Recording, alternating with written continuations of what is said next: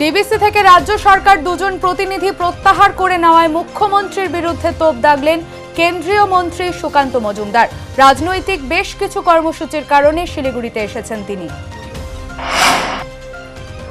নকশালবাড়ি ব্যবসায়ী সমিতির নির্বাচনে নিরঙ্কুশ সংখ্যাগরিষ্ঠতা পেল মহকুমা পরিষদের সভাপতির প্যানেল।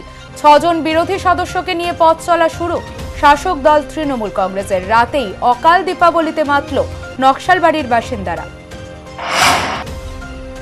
শিলিগুড়ি পুর নিগমের 33 নম্বর ওয়ার্ডের সূর্যসেন কলোনির একটা অংশে দীর্ঘদিন ধরে পানীয় জলের সমস্যা ছিল। পানীয় জলের সংকট মেটাতে ডিপ টিউবওয়েলের কাজ শুরু হলো সূর্যসেন কলোনিতে। এর জন্য ব্যয় হবে 50,64,000 টাকা।